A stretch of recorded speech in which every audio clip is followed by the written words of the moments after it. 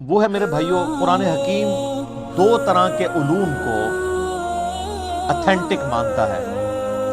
Number 1 revealed knowledge یعنی وحی کا علم، اور نمبر 2 ایکوائرڈ نالج یعنی سائنس کا علم۔ The knowledge obtained through observations and experiments is known as science۔ قرآن حکیم ان دو علوم کے سوا کسی اور کو ایز اے علم ایکسیپٹ نہیں کرتا۔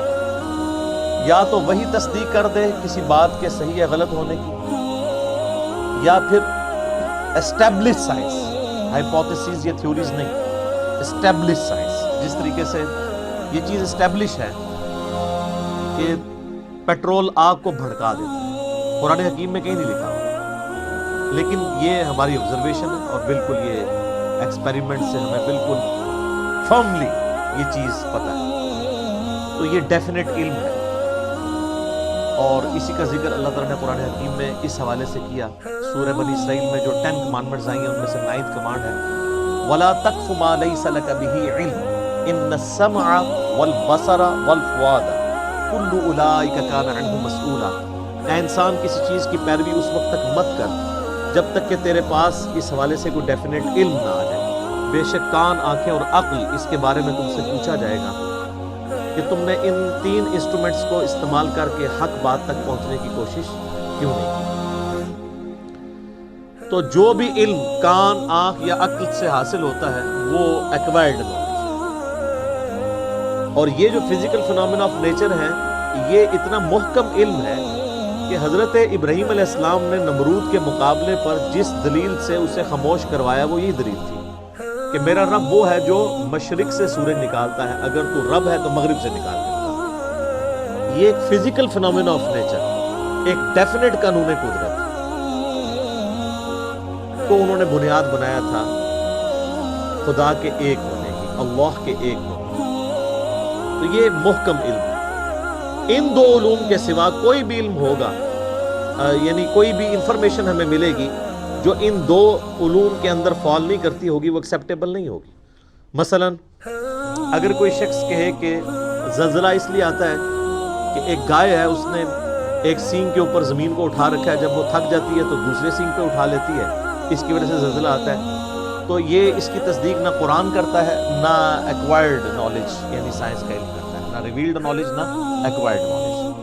بلکہ سائنس ہمیں بتاتی ہے کہ ٹیکٹونک پلیٹس کی ڈسٹربنس کی وجہ سے ہی زلزلے آتے ہیں۔ بہرحال وہ پلیٹس ڈسٹرب کون کرتا ہے، تو اس پہ تو سائنس اس طرح کی تمام ایشوز پہ کہتی ہے اٹ از فزیکل فینومینا، یہ قانون قدرت ہے، ایسا ہی ہوا کرتا ہے۔ ایسا ہی کیوں ہوا کرتا ہے، اسی میں قیامت مضمر ہے۔ God is the only explanation of all the physical phenomena in this universe۔ اس کائنات میں ہونے والے ہر فزیکل فینومینا کی ایکسپلینیشن خدا ہے، اللہ کی ذات ہے، کہ اس نے یہ محکم قوانین بنائے ہوئے ہیں اور ان قوانین کے تحت یہ چیزیں چل رہی ہیں۔ ان قوانین نے ان چیزوں کو پیدا نہیں کیا۔ سورج مشرق سے نکلتا ہے، یہ قانون ہے، اس قانون نے سورج کو پیدا نہیں کیا۔ ہم جتنی بھی انفارمیشن حاصل کرتے ہیں وہ قوانین کی حاصل کرتے ہیں۔ انڈے میں سے چوزا نکلتا ہے تو یہ ایک علم ہے، اس علم کی وجہ سے انڈا اور چوزا نہیں بنے ہوئے۔ جتنی بھی چیزوں کو آپ ڈیپ ڈگ کریں گے تو الٹیمیٹلی آخر میں جا کے یہ کہنا پڑتا ہے it is physical phenomena of nature, یہ قانون قدرت ہے، ایسا ہی ہوا کرتا ہے۔ کیوں ہوا کرتا ہے ایسا ہی، اس کے پیچھے اللہ ہے۔ ان دو علوم کے سوا کوئی بھی علم ہوگا اس کو قرآن حکیم ایکسیپٹ نہیں کرے گا، اسلام اسے علم کے طور پر نہیں مانتا۔ اسی طریقے سے آپ کو پتا ہے ہمارے تو سب کانٹیننٹ کے معاشرے میں چیز مشہور ہے کہ اگر گھر کی منیر پہ کوا بیٹھا ہو تو مہمان آتے ہیں، کسی کی جوتی پہ جوتی چڑھ دے تو کہتے ہیں اس کے لیے سفر لکھا ہوا ہے۔ اس قسم کے کتنے توہمات ہیں جو ہمارے معاشرے میں عام ہیں۔ ان چیزوں کی تصدیق نہ سائنس کرتی ہے اور نہ ہی قرآن یا سنت وحی کا علم کرتی ہے۔ اور آپ یہ دیکھ لیں کہ جو لوگ ایکوائرڈ نالج کو بھی مانے ہوئے ہیں نا، وہ بھی کافی حد تک توہمات سے بچے ہوئے ہیں۔ اگر آپ کسی گورے سے کہیں نا کہ کالی بلی راستہ کاٹ دے تو اس کا مطلب ہے تمہارے لیے نوست ہے۔ سر آپ ٹنڈولکر کے آگے 100 کالی بلیاں پھیر دیں پھر بھی آپ کو سینچری مانتے ہیں۔ یہ ساری نوستیں آپ کے اوپر پڑتی ہیں۔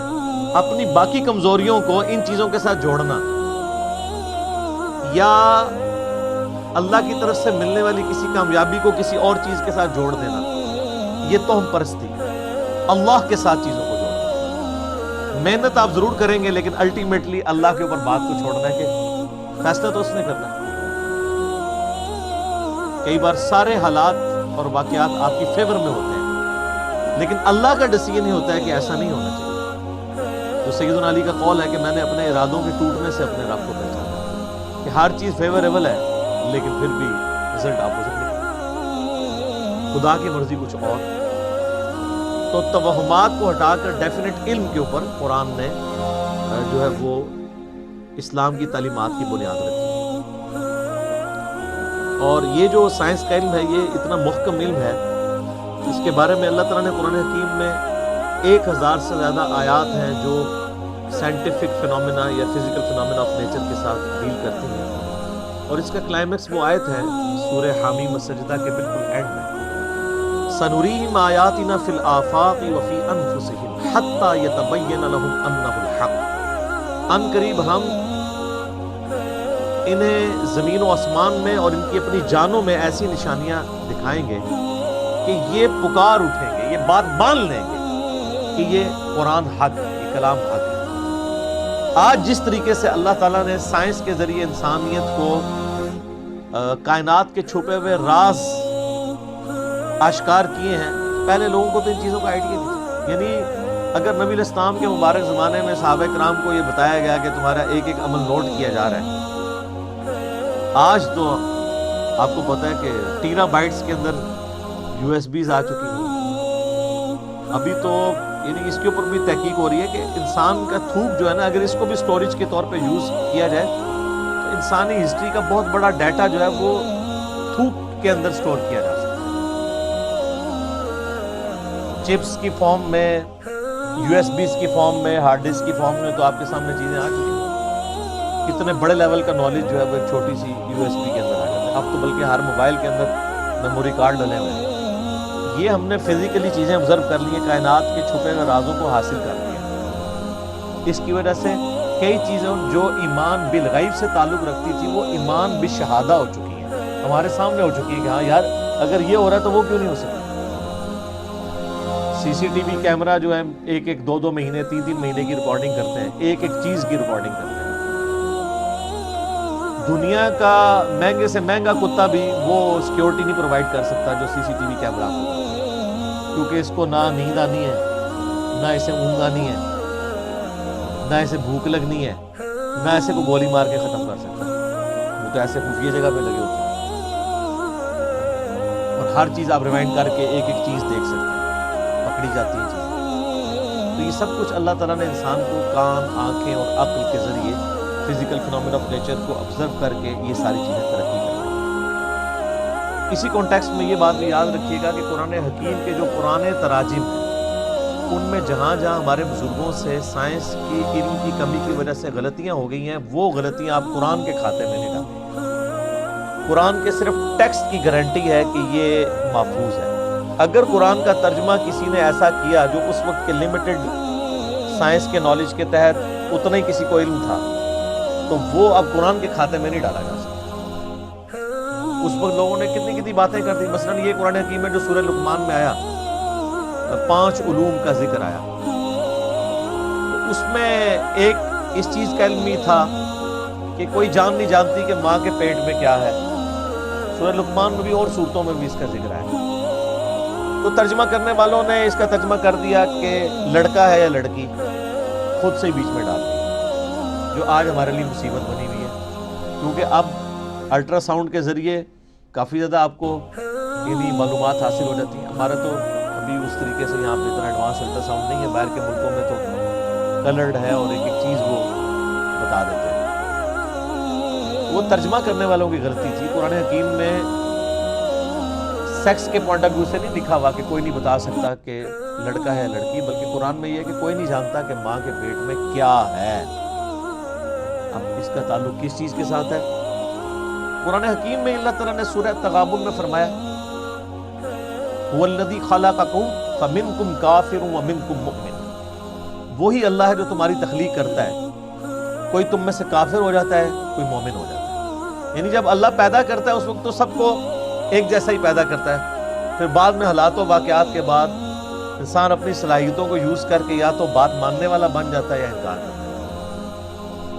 تو مجھے بتائیں, دنیا کا کوئی الٹرا ساؤنڈ یہ بتا سکتا ہے کہ یہ جو بچہ پیدا ہوگا یہ بعد میں کافر ہوگا یا مومن؟ نہیں بتا سکتا. تو قرآن کے کہنے کا مقصد یہ ہے. اسی طریقے سے یہ تو ایک رخ تھا. دوسرا رخ وہ سورہ لقمان میں جو بارش کے حوالے سے آیا, اور وہ بھی لوگوں نے اب غلط سمجھ لیا اس حوالے سے کہ وہ کہتے ہیں نہیں وہ تو سائنٹسٹ تو ہمیں پہلے بتا دیتے ہیں بارش کب ہوگی. سر سائنٹسٹ کبھی بھی نہیں بتا سکتے, جب ہونے والی ہوتی ہے اس وقت بتا سکتے ہیں.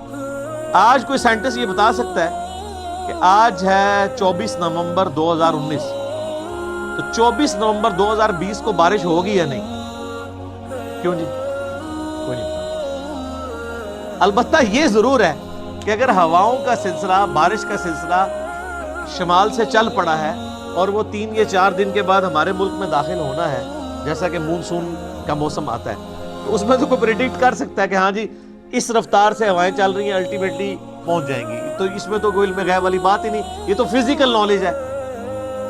جو فزیکل نالج ہے وہ علم الغیب نہیں ہے. علم غیب کی ڈیفینیشن ہے جو نالج فزیکل نہ ہو. مثلا فرشتے آپ ڈیٹیکٹ نہیں کر سکتے الٹرا ساؤنڈ کے ذریعے, کسی چیز کے ذریعے.